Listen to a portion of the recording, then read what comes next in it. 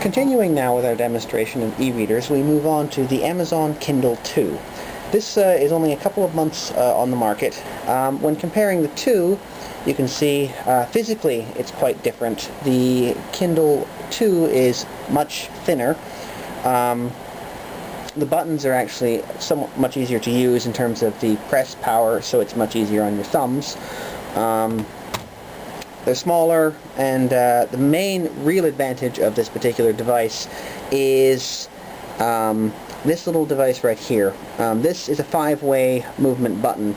On the original Kindle 1, if you remember, there's a roll bar that you use to navigate. But on the Kindle 2, as I will show you, this little button allows you to move much more like a mouse in all directions across the screen.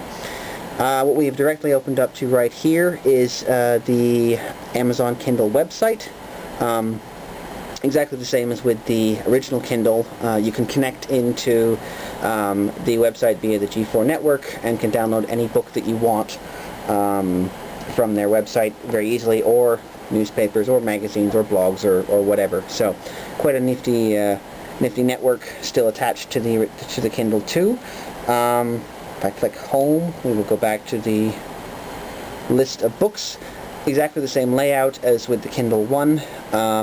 We are now into the user's guide, and as I said, with the original Kindle 1 you had a roll bar going up and down, but in the Kindle 2 instead you have this little 5-way button. By hitting side to side you can move between pages, as I did right there, but also as you can see with the little cursor device at the bottom, it's moving up and down here. I hope you can see it. You can move more as if you through the text, like with a mouse in that sense.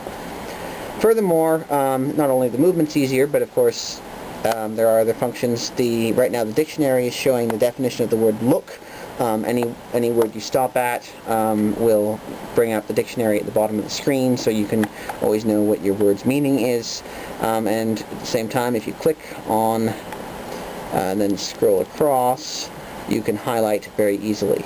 So much more functionality in terms of being user-friendly when it comes to highlighting or getting around the text than with the original Kindle 1. You still change pages by simply clicking the next page, previous page button. You can see how it actually lays out a nice diagram there. So if the diagram is in black and white, the Kindle can display it quite well.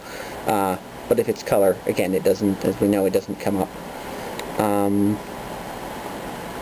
You can add notes. There's a note right there marked number 1. It'll simply be some text that's associated with that particular point.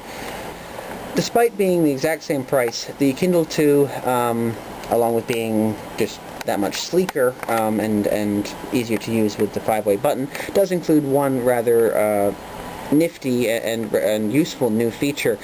Kindle has realized that in today's society people might not even want to bother with reading, even if it's electronic. They might want to have someone read a book to them.